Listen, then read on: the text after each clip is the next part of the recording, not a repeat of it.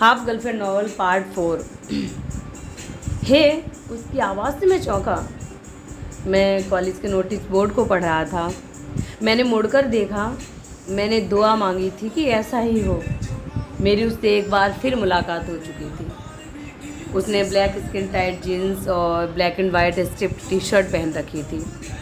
Coat पर उसके चेहरे पर जो पसीना और लालिमा थी, उसके बिना उसके चेहरे पर एक रौनक नज़र आ रही थी।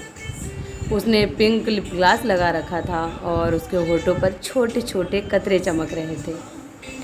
कुछ लहराते हुए उसके बाल उसकी कमर तक जा रहे थे। मेरा कलेजा मानो मुंह को आ गया। रिया, उसने कहा, तुम्हें याद तो है ना? मैं भला कैसे भूल सकता था। मैं उसे बताना चाहता था कि दिल्ली से लौटकर आने के बाद मैंने एक पल के लिए भी उसे नहीं भुलाया। मैं उससे कहना चाहता था कि मैंने अपनी ज़िंदगी में उससे खूबसूरत कोई और लड़की नहीं देखी, और मैं उसे ये बताना चाहता था कि मेरे फेफड़ों को होने वाली ऑक्सीजन की सप्लाई अभी थम गई है। ऑफ कोर्स, मैंने कहा, मुझे खुशी है कि तुमने भी ज्वाइन कर लिया। एक्चुअली मैं तो श्योर नहीं थी, उसने कहा और नोटिस बोर्ड की ओर इशारा किया। क्या ये फर्स्ट ईयर का टाइम टेबल है? मैंने हामी भरी। वो एक बार फिर मुस्कुरा दी। तुम्हारा कोर्स क्या है? उसने नोटिस बोर्ड पर नज़रें हटाए बिना पूछा। सोशियोलॉजी, मैंने कहा। ओह, इंटेलेक्चुअल, उसने कहा। मुझे पता नहीं इसका मतलब क्या था, लेकिन इतना कहकर वह हंस पड़ी और मैं भी ये सोचकर उसके साथ हंस दिया कि शायद उसने कोई मज़ेदार बात कही है। नोटिस बोर्ड पर कुछ और स्टेपल्ड सीट भी थी, जिन पर फर्स्ट ईयर के सभी स्टूडेंट्स के नाम और उनके रोल नंबर थे। और तुम्हारा? मैंने कहा। वह बोर्ड की ओर देख रही थी, इसलिए मैंने अपनी पीली टी शर्ट और जीन्स को एडजस्ट किया। मैंने सेंट स्टीफेंस के लिए पटना से नए कपड़े खरीदे थे। अब मैं किसी सरकारी दफ्तर का क्लर्क नहीं नज़र आ रहा था। मैं अपने नए कॉलेज में फ़िट लगना चाहता था। इंग्लिश, उसने कहा। देखो, ये रहा मेरा नेम। वहाँ लिखा था, रिया सोमानी, इंग्लिश ऑनर्स। मेरा दिल बैठ गया। इंग्लिश में डिग्री करने वाली लड़की मेरे जैसे देहाती भोंदू से कभी दोस्ती नहीं करेगी। उसका फ़ोन बजा। उसने अपनी जीन्स की पॉकेट से अपना नोकिया का बेहतरीन इंस्ट्रूमेंट निकाला। हाय मॉम, उसने कहा। फिर वह हिंदी में बोलने लगी। हाँ, मैं पहुँच गई हूँ। हाँ हाँ, सब ठीक है, बस मैं कॉलेज को समझने की कोशिश कर रही हूँ। उसकी हिंदी मेरे कानों को म्यूज़िक की तरह लगी। इसका यह मतलब था कि मैं उससे बात कर सकता था। उसने 1 मिनट और बात की। जब उसने फ़ोन रखा तो पाया कि मैं उसकी ओर देख रहा हूँ। मॉम्स, यू नो, उसने कहा। Yes, you speak Hindi? वह हंस पड़ी। तुम बार बार मुझसे यही सवाल क्यों पूछते रहते हो? ऑफ कोर्स मैं हिंदी बोल लेती हूँ, but why? My English is not good, मैंने कहा और फिर मैं हिंदी में बोलने लगा। क्या मैं आपसे हिंदी में बातें कर सकता हूँ? उसने कहा, ज़रूरी बात यह है कि हम क्या कहते हैं, ये नहीं कि हम किस लैंग्वेज में कहते हैं। और वह मुस्कुरा दी।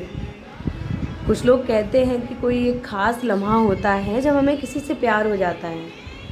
पहले मुझे पता नहीं था कि ये ख़ास लम्हा कौन सा होता है, बट अब मैं जान गया हूँ कि वो यही है।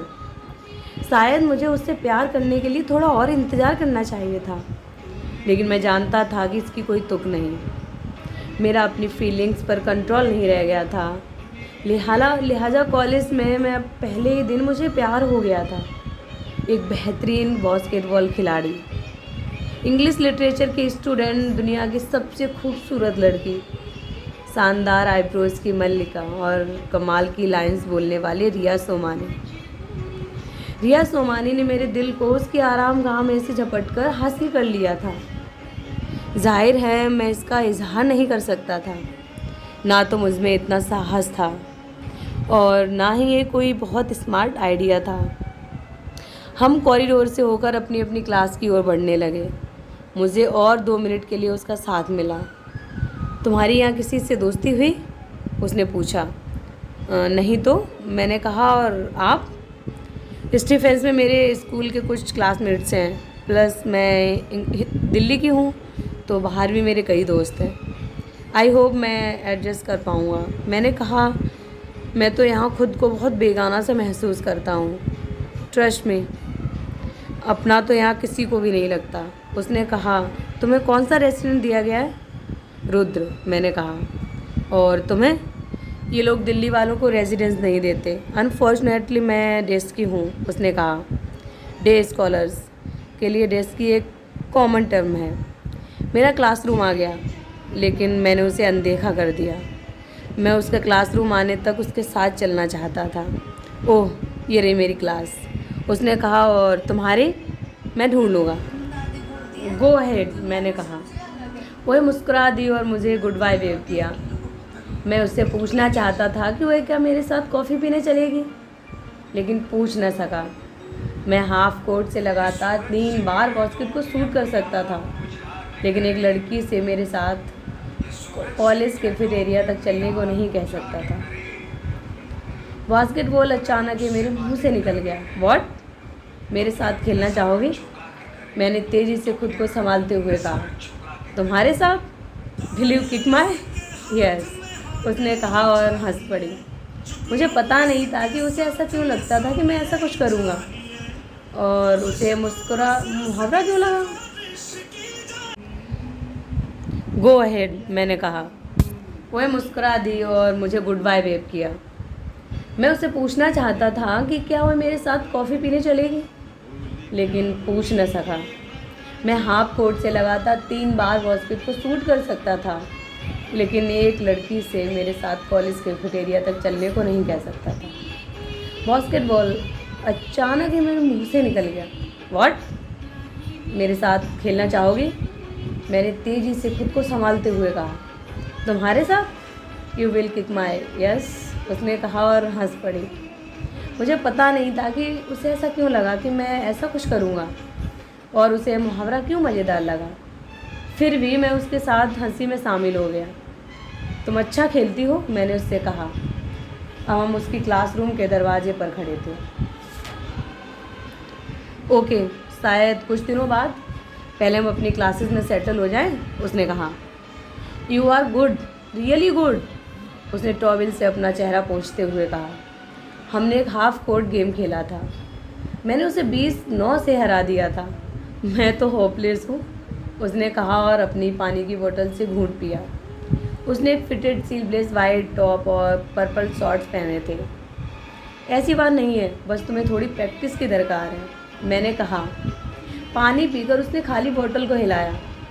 मुझे तो और प्यास लग रही है, उसने कहा। कैफ़े? मैंने कहा। उसने मेरी तरफ कुछ हैरत से देखा। मैंने अपने चेहरे पर कोई भाव नहीं आने दिए। कैफ़े में अच्छा फ्रूट जूस मिलता है, मैंने मासूमियत से कहा। कैफेटेरिया स्टूडेंट से भरा हुआ था। लंच ओवर होने के कारण हमें टेबल मिलने में 5 मिनट लग गए। कैफ़े में जूस नहीं था, लिहाजा रिया को लेमनेड से ही संतोष करना पड़ा। मैंने मिंस और कोल्ड कॉफ़ी मंगाई। मैंने रियलाइज़ किया कि हम दोनों को बातचीत शुरू करने में दिक्कत आती थी। मैं इसलिए बातचीत की शुरुआत नहीं करता था क्योंकि मुझे कॉन्फिडेंस नहीं था, और वह जहाँ तक मुमकिन हो वह चुप ही रहना पसंद करती थी। साइलेंट रिया, मैं उसे इसी नाम से पुकारना चाहता था। वेटर आया और हमें हमारा खाना दे गया। बिहार में हम आलू चाप बनाते हैं जिसमें हम कभी कभी कीमा भर देते हैं। यह मिन्स भी वैसा ही है, मैंने कहा। बिहार कैसा है? मैं वहाँ कभी नहीं गई हूँ, उसने कहा और अपने लेमनेड को सिप करने के लिए स्टार से अपने होंठ लगा दिए। दिल्ली जैसा तो बिल्कुल नहीं है, सिंपल, बहुत सारे धान के खेत और पटना जैसे शहरों को छोड़ दें तो पीसफुल। मुझे पीसफुल जगह बहुत अच्छी लगती हैं, उसने कहा, लेकिन वहाँ बहुत प्रॉब्लम्स भी हैं। लोग एजुकेटेड नहीं हैं, वायलेंस बहुत हैं। तुमने तो सुना ही होगा, पुअर एंड बैकवर्ड स्टेट, जैसा कि लोग कहते हैं। रिच और बैकवर्ड भी हुआ जा सकता है। 2 मिनट तक अजीब सी खामोशी पसरी रही। साइलेंट रिया और डरा हुआ माधव। दीवार को तोड़ो, मैंने अपने आप से कहा। तो तुम दिल्ली में अपनी फैमिली के साथ रहती हो? हाँ, एक बड़ी फैमिली। पेरेंट्स, अंकल, कजिन्स और एक भाई। तुम्हारे पेरेंट्स क्या करते हैं? मैंने कहा, लड़के को लड़की से इंटरेस्टिंग बातें करनी चाहिए, लेकिन मेरे जैसे लूजर को इस मामले में ना के बराबर तजुर्बा और महारत थी। Family business, real estate and infrastructure. तुम रिच हो ना? मैंने कहा, इडियट माधव। उसे इससे बेहतर कोई दूसरी बात नहीं सूझी थी। वह मेरे इस डायरेक्ट सवाल पर हंस पड़ी। पैसों के मामले में रिच या फिर माइंड के मामले में? ये दोनों अलग अलग चीज़ें हैं। रिच यानी पैसे वाला होना। अनफॉर्चुनेटली हाँ। अनफॉर्चुनेटली क्यों? पैसे वाले होना चाहते हैं सभी लोग अक्सर। हाँ शायद, लेकिन मुझे इससे दिक्कत होती है। प्लस पैसों के लिए अंधी दौड़ और उससे जुड़ी हुई आपकी पहचान, मैं इस सबको समझ नहीं पाती। मैं समझ गया कि मेरी और उसकी दुनिया अलग अलग है। शायद मुझे उसके बारे में सपने सजोने बंद कर देने चाहिए, प्रैक्टिकली, लॉजिकली, रैशनली, किसी भी तरह से। इसमें कोई सेंस नहीं था। Can I try your means? उसने कहा, मुझे भूख लग रही है। मैंने हामी भर दी। मैंने वेटर से एक और फोर्क लाने को कहा, लेकिन उसने मेरा फोर्क उठाया और खाना शुरू कर दिया। उसने मेरे फोर्क का इस्तेमाल किया था। क्या इसका कोई मतलब है? तुम्हारा घर कहाँ है? उसने कहा। सिमराव, पटना से 3 घंटे की दूरी पर मौजूद एक छोटा सा कस्बा। नाइस, उसने कहा। तुम्हें तो ये शायद बोरिंग लगे। नहीं नहीं, मुझे उसके बारे में और बताओ। जैसा कि तुम देख सकते हो, मैं ज़्यादा बातूनी नहीं हूँ, मुझे सुनना पसंद है। उसने कहा। वह वाकई इंटरेस्टेड लग रही थी। मैंने उसे अपनी ज़िंदगी के बारे में बताया। मेरी माँ, उनका स्कूल और बास्केटबॉल। बताने के लिए ज़्यादा कुछ नहीं था। मेरे पिता को गुजरे 10 साल हो चुके थे। वे हमारे लिए विरासत में एक बड़ी सी खस्ताहाल हवेली, कुछ ज़मीनें और प्रॉपर्टीज़ से जुड़े कई लीगल केसेस छोड़ गए थे। मेरे पुरखे जमींदार थे और सिमराव के शाही खानदान से सदस्य थे। सिमराव ब्रिटिश काल के भारत की सबसे पुरानी रियासत थी। जब देश आज़ाद हुआ था तो सरकार ने हमारी रियासत ले ली और हमारे हिस्से केवल एक सालाना पेंशन आई। वह भी पीढ़ी दर पीढ़ी कम होती गई। मेरे परदादा काकाओं ने पूरा पैसा उड़ा दिया, क्योंकि उन्हें लगता था कि जुए के दांव लगाने में पूरी दुनिया में उनसे अव्वल कोई नहीं है। आखिरकार घर की औरतों को कामकाज की कमान अपने हाथ में लेनी पड़ी। मेरे तमाम कजिन्स विदेश जा चुके थे और उन्होंने कभी देश नहीं लौट कर आने की कसम खा ली थी। इकलौते मेरे पिताजी बिहार में रुके रहे और वे ही सिमराव के आखिरी राजा साहिब साबित हुए। 10 साल पहले दिल का दौरा पड़ने से उनकी मौत हो गई। मेरी माँ रानी साहिबा दुर्गा झा घर में मजबूत इरादों वाली इकलौती शख्स थी। उन्होंने मुझे पाल पोस कर बड़ा किया और खेतीबाड़ी का काम भी देखा। उन्होंने सिमराव रॉयल स्कूल भी खोला, जिसमें आसपास के गांवों के कोई 700 बच्चे पढ़ते हैं। एयर बबल्स की आवाज़ से मेरा ध्यान भटका। रिया अपना लेमनेड लगभग ख़त्म कर चुकी थी। मैंने रियलाइज़ किया कि मैं पिछले 10 मिनट से नॉन स्टॉप बोले जा रहा था। मामूली बिहारी लड़का मैं तुम्हें बोर कर रहा हूँ ना? मैंने कहा। मैंने तय कर लिया था कि अब मैं कुछ मिनटों तक चुप्पी साधे रहूँगा। अब साइलेंट रिया के बोलने की बारी होनी चाहिए। बिल्कुल नहीं, मैं मुस्कुरा दिया। अब तुम बोलो। अगर तुमने मुझे इसी तरह बोलते रहने दिया तो मैं तो कभी चुप ही नहीं होऊंगा। ओके, बट वेट, टेक्निकली तुम एक प्रिंस हो, है ना? या शायद तुम किंग हो, राजा साहब? मैं हंस पड़ा। अब कोई राजा या राजकुमार नहीं बचे हैं। अब तो केवल अनपढ़ देहाती उनके बारे में बात करते हैं, लेकिन वे बातें तो करते हैं ना। सीरियसली, तो क्या मैं एक प्रिंस से बात कर रही हूँ? क्या वो लोग तुम्हें राजकुमार कहकर पुकारते हैं? उसकी आंखें फैल गईं। उसकी अवार्ड विनिंग आईब्रोज भी कुछ कुछ ऊपर नीचे हो रही थी। कभी कभी वो लोग कहते हैं, लेकिन अब इसकी कोई अहमियत नहीं है। अब हम अमीर नहीं हैं। तुम एक महल में रहते हो। हवेली, हाँ, उसे एक छोटा मोटा महल ही समझो। खैर, मैं कोई प्रिंस नहीं हूँ। मैं एक मामूली बिहारी लड़का हूँ जो ग्रेजुएशन करने की कोशिश कर रहा हूँ। क्या मैं तुम्हें किसी भी एंगल से प्रिंस लगता हूँ? कम ऑन, तुम टॉल और हैंडसम हो। यदि तुमने कुछ ज्वेलरी वगैरह पहनी होती तो तुम बिल्कुल किसी प्रिंस जैसे लगते, उसने कहा। हालांकि उसने ये बात मजाक में कही थी, लेकिन फिर भी ये उसकी तरफ से मेरे लिए पहला कॉम्प्लीमेंट था। मेरे भीतर खुशी के छोटे छोटे लड्डू फूटने लगे। क्या मेरे जैसी एक मामूली सी लड़की ने अभी अभी सिमराव के राजा साहिबा से के साथ बास्केटबॉल खेला है? उसने कहा और ज़ोरों से हंस पड़ी। मुझे तुम्हें सब नहीं बताना चाहिए था, मैंने सिर हिलाते हुए कहा। कम ऑन, उसने कहा और मेरी कलाइयों को थपथपाया। मेरी वहाँ पर जैसे गर्माहट की एक लहर दौड़ गई। और तुम्हारे बारे में क्या? ऐसी कौन सी 18 साल की लड़की होगी जो BMW में कॉलेज आती है और फिर भी खुद को एक मामूली लड़की बताती है? ओह, तुमने देख लिया, वो मेरे डैड की कार है। तुम तो बहुत रिच होगी। मेरी फैमिली है, मैं नहीं। इसी दौरान 3 लड़कियां हमारी टेबल पर आईं। हमने तुम्हें कहाँ कहाँ नहीं खोजा, उनमें से एक ने कहा। हे गर्ल्स, रिया ने कहा, आओ हमारे साथ बैठो। माधव, इनसे मिलो, ये है गरिमा, आयशा और रचिता, मेरी क्लासमेट्स। गर्ल्स, ये है माधव, मेरे बास्केटबॉल फ्रेंड। मुझे पता चला कि उसकी ज़िंदगी में मेरी क्या जगह है। एक बास्केटबॉल फ्रेंड, शायद उसके पास इसी तरह अलग अलग चीज़ों के लिए अलग अलग दोस्त होंगे। लड़कियों ने ऊपर से नीचे तक और नीचे से ऊपर तक मेरा मुआयना किया। नॉट बैड रिया, गरिमा ने कहा और आंख मारी। लड़कियां हंस पड़ी और हमारे साथ बैठ गईं। तुम कॉलेज टीम में हो? रचिता ने मुझसे पूछा। उसने अपने सिर पर लाल काला रूमाल बांध रखा था। मैंने सिर हिला दिया। मैं उनकी इस बोल्ड बेतकल्लुफ़ी से नर्वस था। माधव स्टेट लेवल पर खेल चुके हैं, रिया ने कहा और मेरी तरफ गर्व से देखा। बॉब, सभी लड़कियों ने एक स्वर में कहा। क्या आप कुछ ऑर्डर करना चाहेंगे? मैंने इंग्लिश में कहा। तीनों लड़कियां पहले तो चुप हो गई और फिर एक साथ हंस पड़ी।